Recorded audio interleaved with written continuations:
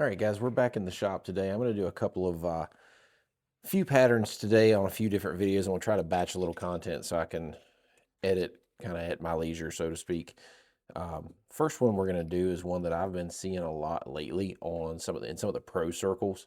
It's a Megabass jerkbait, or any style jerkbait, but in a really bright orange color, almost with like a black craw pattern down the side, like a reddish tone to the top, but I'm going to throw a little bit of blue color shift over the red.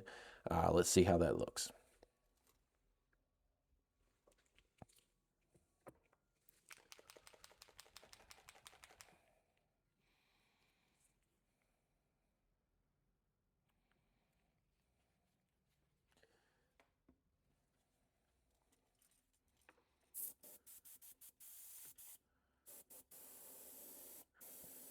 We can get our base coat white down.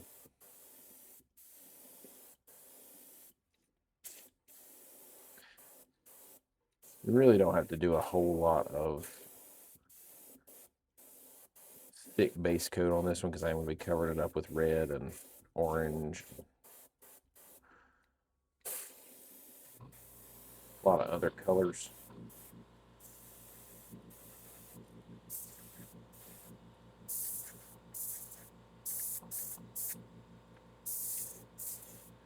Trying to keep this thing in focus for you.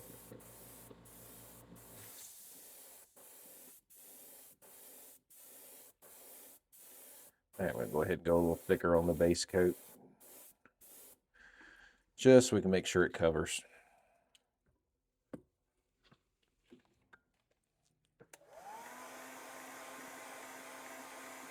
My booth is an absolute wreck. I've been getting some other stuff done for a customer. I just wanted to kind of shoot a quick video this afternoon for you guys.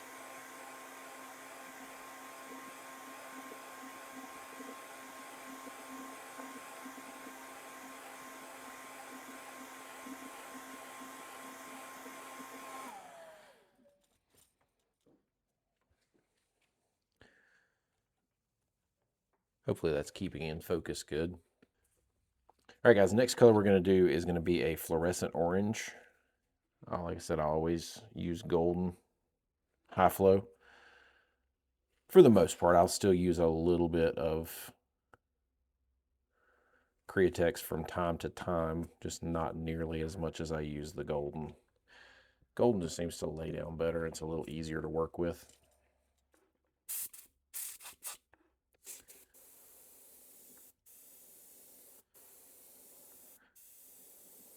Just go in lighter coats to cover.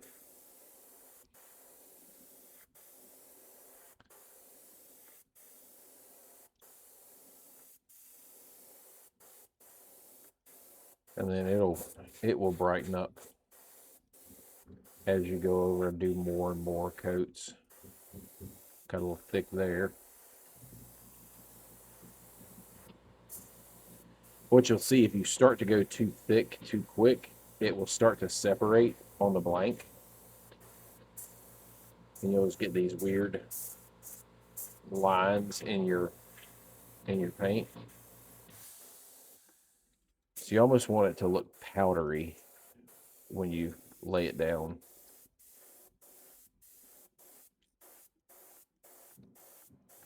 That was a lesson I had to learn very, very early. That's one reason I don't like to thin my paints if I can help it, because that was when I was getting the most separation on a blank, was when I was thinning Createx paint. It was very frustrating as a new painter to have to learn all this stuff kind of on the fly and by yourself, not really have anybody to teach you, just watching YouTube videos here and there.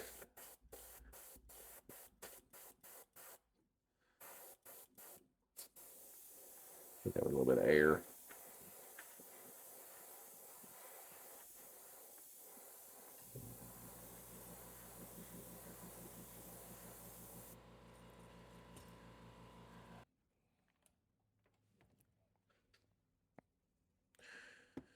All right, so do we want to do Napthol red?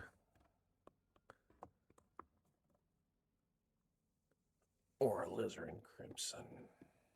I think for this one we're going to do a little bit of Napthol red.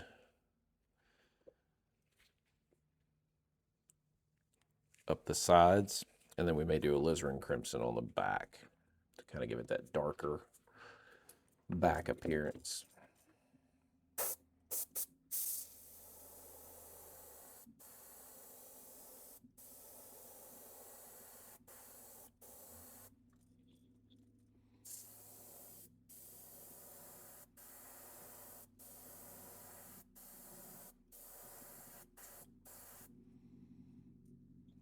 Oh, this is looking pretty dark. I could probably go across the back with it and be just fine.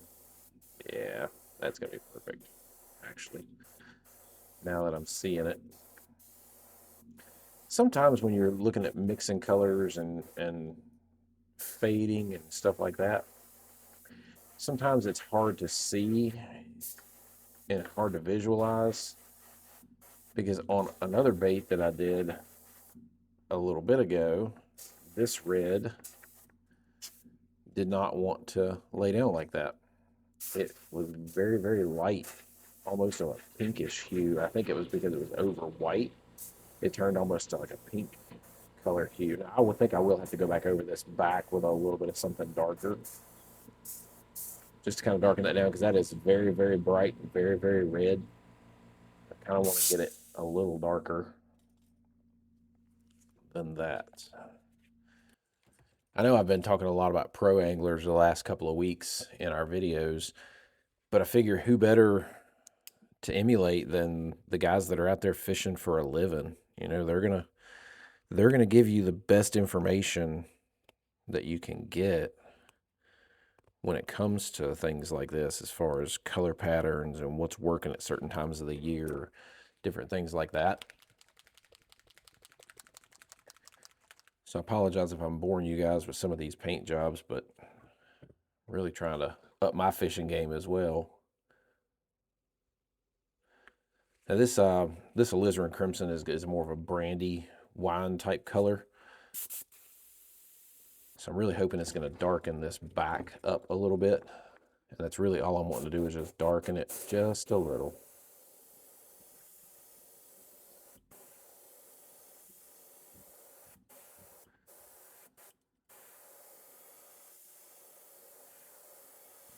Just to make that color shift pop a little bit more. Yeah. All right. As Bob Ross would say, here's where we get to make a big decision. First big decision. Should I use the electric blue color shift that we used last week? Actually, I think that will be better, because that's an electric blue intense violet. I think that's going to give it a neat, kind of a neat look. Then again, I mean, it could just be completely terrible, but I haven't seen this thing make anything worse yet. This shifters, I haven't seen that make anything worse yet. It usually always does what you want it to do. Oh yeah, that's actually exactly what I had in my mind when I decided that I wanted to do a color shift over top. It almost gives it that kind of morning dawn, almost like a pearl morning dawn look. Hopefully once I get this heat set, you guys will be able to pick that up on camera, because that is actually really cool. Are you guys able to pick up that blue kind of purplish hue on camera? Looks like you can. But yeah, darkening that red up on the back really made that stand out to me. But even the orange kind of got a little bit of a blue sheen to it, almost like a pearl orange. All right, I'm gonna grab the other stencil, and we'll get our black on there, and this one will be done. We're just gonna go through our pile of stencils here really quick. And so, like I said, some of these I've cut on the Cricut. Some I've just torn a sheet of paper. It's kind of weird. You can pretty much make a pattern out of anything.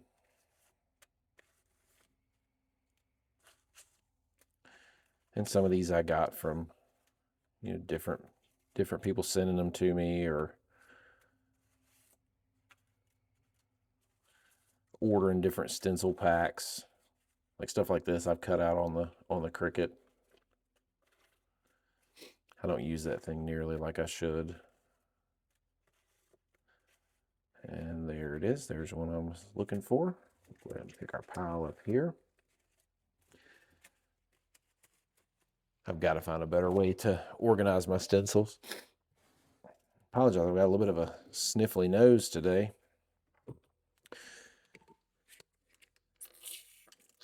It is currently 55 degrees in the shop. So not freezing by any means, but not warm like you'd want it to be. There are times I wish I lived in a warm climate, a year-round warm climate, but then you get a little bit of snow and it's kind of nice, but you want it to go away as soon as it hits the ground. Not a huge snow fan.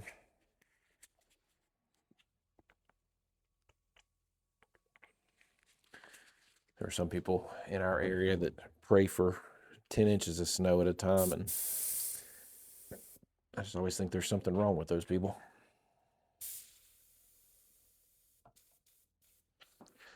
All right, so we'll turn our pressure way down. I'm gonna wrap this block so that we can do our normal.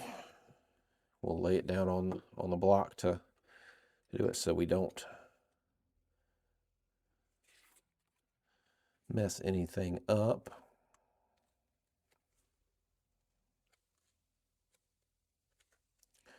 I'm gonna start it right about there. That looks good.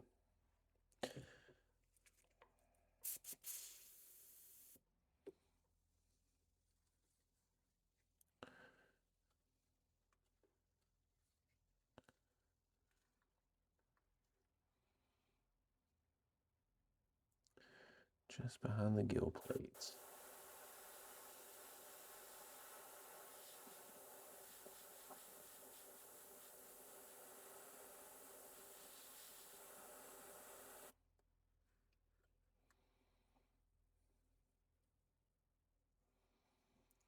And sometimes you will have to move it around a little bit.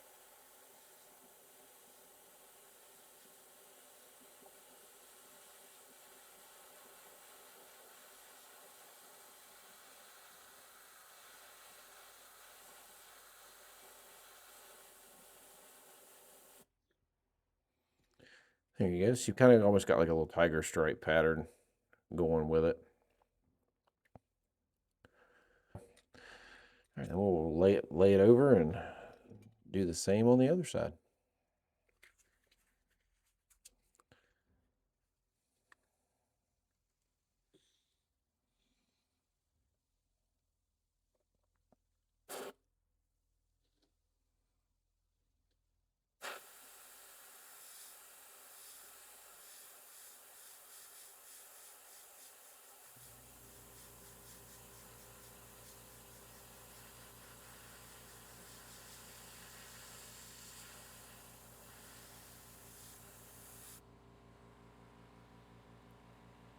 Get that gill plate.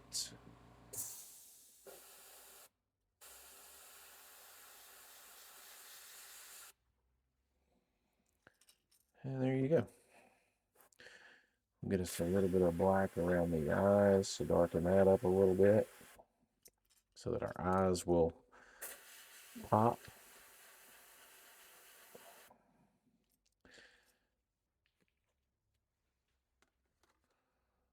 And we'll do a natural fish color eye.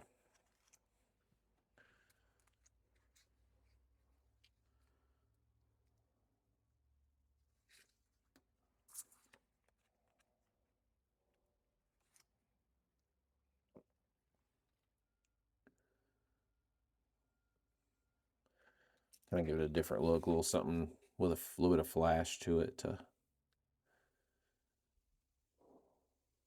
give them a little target to aim for when they're coming at the bait.